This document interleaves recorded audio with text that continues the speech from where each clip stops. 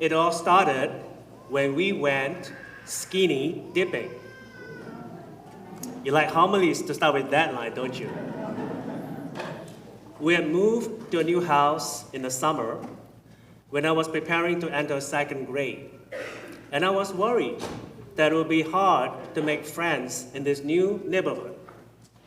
But one hot day, several of the new neighborhood boys asked me to go swimming with them in a nearby pond.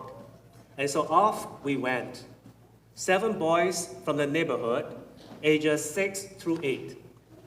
And as we approached the pond, I realized that we had a problem. None of us had a swimsuit. No problem, said one of them. We just go skinny dipping. And so we threw our clothes onto some bushes near the pond, and we jumped in. And it was one of those ponds where when you put your feet down, you can feel the mud oozing up between your toes. And we were splashing around and having a great time. And then we heard it. We heard them. We heard 2 girls giggling from behind the bushes. Mary and her sister Peggy. They were picking up from above the bushes and laughing at us. And we all submerged ourselves up to our necks in that muddy water and watched helplessly as the 2 girls walk up the lane carrying our clothing with them. That, my friends, is how I met the remarkable young girl named Mary, who would become my best friend in school. By first grade, I later found out Mary knew that God had put her on earth to become a doctor by first grade. And so she worked very hard at school. She studied everything with diligence. In the summers, when I was playing with frogs, she was taking advanced math classes. She, of course, became the valedictorian of our high school class. And just 5 years after we finished high school, she graduated from medical school. She got married, of course, to a doctor. And 2 years later, after she got married, we were both home in that old neighborhood again for Christmas. She called me and asked me if I could come for a visit. And so we sat down on the couch. And then out of the blue, Mary said to me, "Felix, I'm dying of kidney cancer." For the next year, whenever both of us were home in that old neighborhood, we arranged to visit. And every time, as I walked past that pond towards our house, I would have an internal dialogue. And I would say to myself, Mary might die soon. So this time, this visit, tell her how much her friendship has meant to you over the years. Tell her how grateful you are. In other words, say the words that American males find so difficult to say. Mary, I love you. But every visit, every time, I let fear control me. And so I never said those important words to my best friend. She died on April 2nd, 24 years ago. And as we stood by her grave, I cried because I had lost my best friend. And I cried because I had allowed fear to keep me from saying the most important things. I wonder if Mary Magdalene and the other women had tears in their eyes as they approached Jesus' tomb on the first Easter morning. I kind of suspect that they did. After all, they had come to believe that Jesus was the Messiah. And as they listened to his preaching and witnessed his miracles, their lives were completely changed by Jesus. And now he was dead. horribly executed by the authorities, wrapped in a cloth, sealed in a tomb. That kind of loss usually leads to tears. John's Gospel tells us that most of the male disciples spent that first Easter morning hiding behind locked doors. Why? John's Gospel says that they were afraid. Perhaps afraid that the authorities would do to them what they had done to Jesus. And apparently, Mary Magdalene and the other women were not quite as afraid as the men, at least at first. Still, they have their worries, as we heard in today's gospel. Who will roll away the stone for us? And then they are astonished by the emptiness of the tomb, the discarded burial cloths, the angelic figure announcing the strange news. And I quote, "Don't be amazed. Jesus is not here. He has been raised." As they stood at the tomb of Jesus, they heard the only news that I know of that gives us hope, as we stand by the tombs of people that we love. It also gives us hope when we contemplate our own tombs. What did the messenger say in the tomb to the women? He has been raised. Death has been conquered for every human being, and in fact, for the whole of creation. Death no longer gets the last word. Life does. Hate doesn't win. Love does. Despair gives way to hope. Since our God went into the tomb and refused to stay dead. My brothers and sisters, if the resurrection isn't true, then we shouldn't be here today.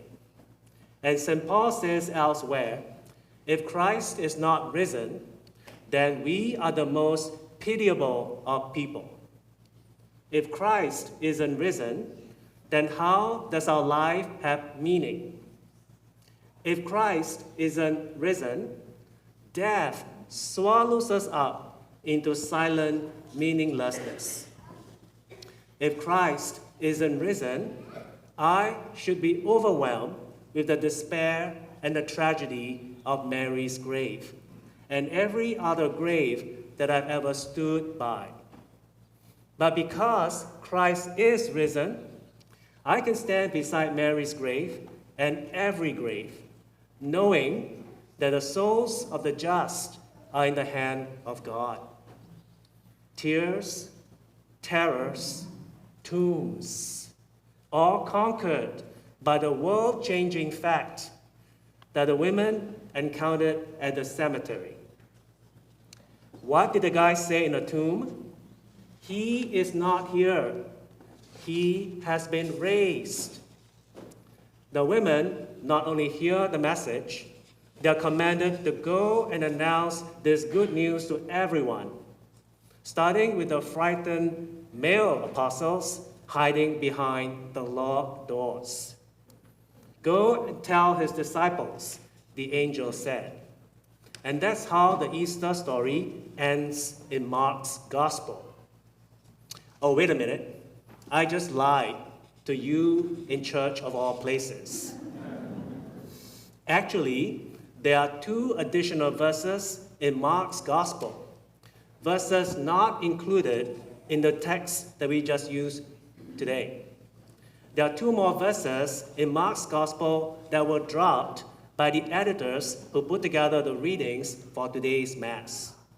And in those 2 additional verses, at the end of the scene, St. Mark says that once the women hear the command to go share the good news of God's triumphant love, they leave the tomb trembling.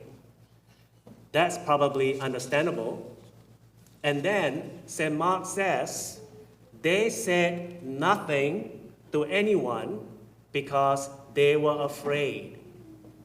They said nothing to anyone because they were afraid.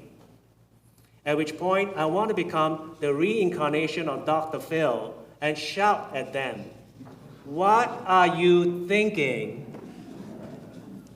Ladies, you are the first human beings to find out that death doesn't control us in the end. You are the first human beings to learn that God's love is stronger than death. The angel told you to say something, and you said nothing because you were afraid. Now, why would Mark describe the female disciples who are so afraid that they don't say the most important thing ever? Well, maybe because St. Mark knew that at some point in the future, there'll be someone like me who will become so fearful and will allow fear to keep me from saying to his best friend the important thing, "Mary, I love you." Maybe St. Mark understood that we humans, even humans who believe in Jesus, still give fear way too much power in our lives.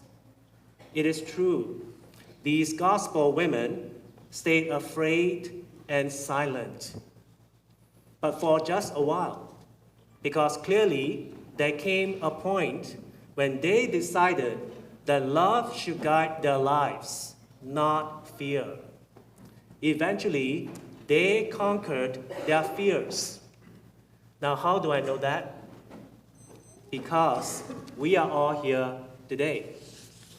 We are all here today because those frightened women disciples became brave and they started preaching. He is not here. He is risen. Have you noticed how often fear tries to tie our tongues or tie us up into inaction? It is not just when your best friend is dying of kidney cancer, or when your spouse develops Parkinson's, or the love of your life forgets your name because of Alzheimer's. Fear tries to convince us that there is nothing we can say, there's nothing we can do, there's nothing we should hope for. And let's be honest, haven't the last few years been full of fear? Fear has been at work during the pandemic. Fear has been at work in a political and cultural system that seems untethered from basic goodness, untethered from justice, untethered from honesty. Fear has been at work in our families, struggling with addictions, depressions, and loneliness, and make people wonder what tomorrow holds. Fear is at work in a world where our problems are so big, but our solutions seem so small. There are scary things in the world, but the scariest thing of all, death, has been conquered by the love of God. And if God's love has conquered that enemy, why do I allow fear to silence me at any other time? What was the message of the guy in white in a tomb? He is not here. He has been raised. 2,000 years ago, our world needed to hear that message. And thankfully, with God's help, the women disciples shared the good news. Today, our world needs to hear that message again. So my friends, jump on in. Let the risen Lord wash your fears away through the waters of baptism, so that you and I, we can all go out to wherever there are frightened people and proclaim to them with boldness, "He is risen." Happy Easter.